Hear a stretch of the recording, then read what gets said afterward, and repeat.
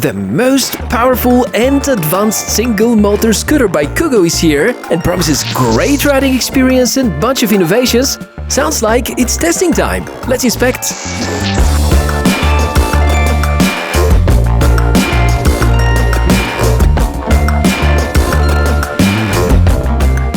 So, how does it feel? How are you doing? Let me know in the comment section below.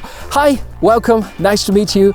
My name is Michael, and yes, this obviously is an electric scooter, something that I test for the past few days. And finally the weather is kind enough to give me more sunshine and good weather to do some shooting. But I already have a lot of impressions about this. The latest and the most advanced and powerful single motor off-road looking electric scooter by the company KugooKirin. And I was one of the lucky people to try it out before the mass production. This very soon is going to be launched as a crowdfunding campaign on Indiegogo with, as far as I understand, a starting price of close to $1,000. So the goal in this video is to figure out whether spending $1,000 on the KugooKirin G3 is a good idea and a good investment. And of course we're going to speak about its performance, all the components. I really want to find out everything that you possibly might wonder about when picking this or any other electric scooters. And if you stand to the end of this video, I'm going to tell you about my favorite top 3 features about it, but also share with you all the things that I didn't quite like. The G series are KugooKirin's off-road oriented scooters and generally represent their top-end technologies. G2 has been quite a success, G1 even more interesting with the dual motor setup, and now the new G3 not only arrives entirely redesigned, it actually provides unprecedented performance and components back at the given price. So I expect the G3 model to quickly gain popularity and get attention of everyone looking for great range, durability and riding comfort. It promises to be a lot more powerful and stable than city scooters, and I was really eager to try out its performance in more challenging environment. There's no way not to mention the boosted rev, 9 max, maybe also some of the more basic Kabo Mantis models. Fierce competition since scooters are such a hot topic now in 2021. The crowdfunding campaign should launch it at around $1,000 and possibly after that price is going to go a bit higher, close to $1,500. Full disclosure, I have received the unit for free from KugooKirin. They don't get to see the video before publishing, and I have not signed any papers or agreements for the content posted during this episode. As usual, we're unboxing first. Surprisingly, the box is not too large. I have followed some of your ideas to be smart and open the box from the bottom. Clearly, that's the easier way to unpack everything. And I love these moments because I can share with you the first impressions from what we actually get to see. As it should be with this kind of scooters, a lot of foam, well protecting it during transportation. My first thought was, nice design, awesome choice for colors, good contrast and definitely an idea that catches the eye. In terms of setup, you only have to mount 2 things, tightening the handlebar and make sure to tighten the screws really well. And also optionally you can add the rear mudguard. Wrench tools is all you need for both of them and they're included in the box. Weirdly, I was unable to find the user guide. Guess it's something that KugooKirin were not ready with at the time. They've sent me the scooter for review. Looks like there's front and rear suspension made of TPU material, which is lighter and more stable in high speeds. And you can also notice the disc brakes, the off-road friendly tires, the very high placed board. I really liked what we highlighted at first sight. Be careful because when expectations are quite high, there always is the risk to get a little disappointed. A lesson I'm still learning, and it's the marketing teams to thank for building hype around certain products. Speaking of hype, let's go for it and see the most important technical characteristics. Maximum speed of close to 45 km per hour, a powerful 1200 watt motor, 18 ampere-hour battery, 10.5-inch pneumatic off-road tires, dual disc braking system, up to 100 kilo payload, dual suspension, 7-grade light setup, beautiful dash display, foldable design and weight of only 25 kilos. Okay, if tech specs are not your thing, most of these sound crazy good and I do expect solid performance. Just as a reference, a few months ago I've tried the beautiful Varla Eagle 1 with dual motor setup and it has truly impressed me. Now, here we have a single motor setup, and the hub is in the rear wheel, so if it is well balanced and software-wise well optimized, I expect really good performance. Of course, during the testing time, I've been paying attention to all the important elements that we look for when picking a scooter.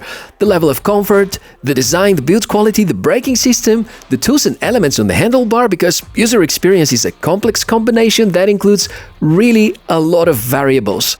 So let me stop talking generic stuff and hop on the only way to properly test KugooKirin G3. There are three major strengths with this scooter, at least as I see them. The first out of them is the design. I love how high the deck is. Obviously good for off-road, it may be great for urban riding because hopping on and off to sidewalks, something I usually avoid doing, is somehow so fun with this guy. But be careful, and until you get used to doing it, helmet and possible other kinds of protective gear are a must. Generally, I strongly encourage you to wear a helmet no matter what. You're going to like a lot the lights. 7 different LEDs, very interestingly placed, but honestly, none of them are really good for night riding. You can see the results yourself. The remaining components are also really nicely designed and also with pretty good quality.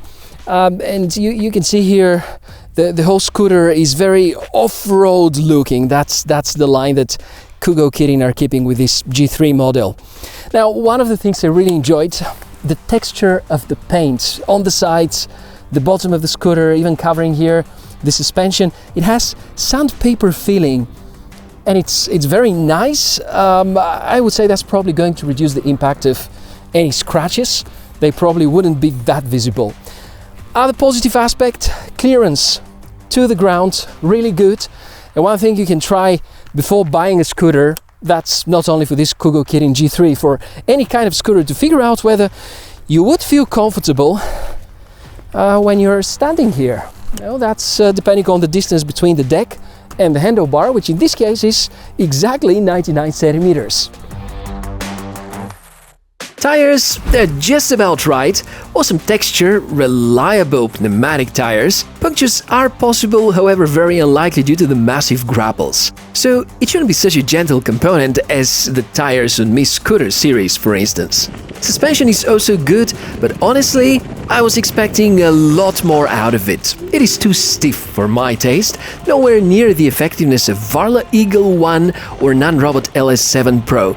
It will soften the experience in off-road conditions a bit, but this will not be the most comfortable riding that a scooter can give you. So keep this in mind. And I guess now, the most important part about the motor performance, it actually surprised me, but not in the best possible way. First of all, acceleration is very conservative. First gear feels like you're riding a Mi Scooter at eco mode.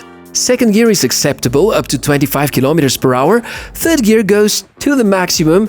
There's an option for a kickstart. I'm still searching for an option to accelerate from a still point. Just carefully observe the acceleration when I'm going up hills. With KugooKirin G3 you won't see anything like this, unfortunately. The best flexibility this motor can show is at speeds between 18 and 30 km per hour. And this is the range where it does feel somewhat powerful. But climbing steep slopes is not really among this scooter's strengths. Clearly, a dual motor edition would have been a great idea for that purpose. Also, there's no sign of the ultra-fast acceleration I was crazy about with the Varla Eagle 1. Here, it's just a bit boring. Don't get me wrong, there is power, you can feel it, but nothing remarkable. During most of the time, at speeds up to 30 km per hour, I felt similar to riding a 9-bot Max. I guess the major reason for all of that is because battery life has been prioritized. And in late 2021 autumn, at temperatures close to 8 to 10 degrees Celsius, with a lot of pushing, it has been consuming about 10% battery juice per 5 kilometers at second gear. So yeah, I was able to make close to 40 kilometers before I reached the red zone of the battery status. This is indeed very good. Kugoo promised a bit more, but we know that real-life experience involving dynamic urban riding and also weather conditions is a totally different thing. Oh, and one more thing I noticed, the odometer counts the kilometers in the wrong way, with deviation of about 15% to the reality. That's calculated in my range estimations, of course, and yeah, the really good battery endurance is my second favorite feature. The third one, braking, really good. And no, sadly these are not hydraulic brakes, but will definitely do the job right. Well adjustable, easy to service, a little noisy, so I may consider changing the pads, but from what I can say, braking is remarkable. The left handle controls the rear brake, and the right one the front, and also triggers the electronic rear brake. While I've criticized Kugoo about brakes in other models, this here is their best braking system without any doubt. You will definitely like the display, something that KugooKirin add with most of their latest scooter editions. There's real-time information about speed, battery percentage, even temperature and voltage, and there's the possibility to apply some changes to the behavior and change some of the modes, while visible if there is no sunshine.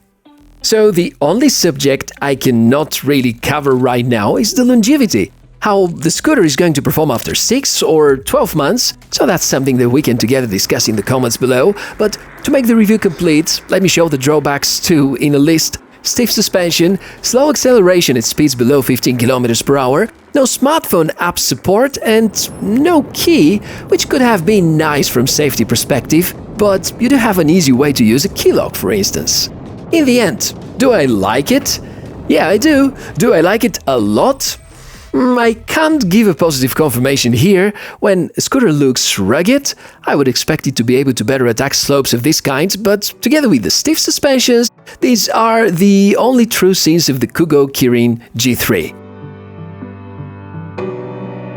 So, excellent balance, solid construction, extremely reliable braking and range, which I believe all of you are going to like a lot, given the fact it's a lot better than most other scooters with comparable characteristics and kind of similar weight. So the question is, what do you think about the whole pack? You know, is it a scooter or a kind of scooter that you're going to gladly purchase, or you would prefer to go for something smaller, nicer looking and more compact, or you prefer something more rugged, more off-road oriented?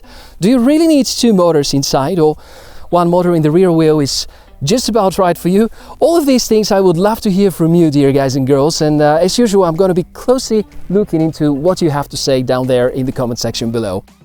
And that's been everything about this episode, hopefully covering all the things you wanted to learn about the KugooKirin G3. If that's the case, then our mission is accomplished, so please give the video a like, subscribe to the channel for more cool tech inspections. I'm Michael, it's been such a pleasure. I'll see you in the next one. Bye.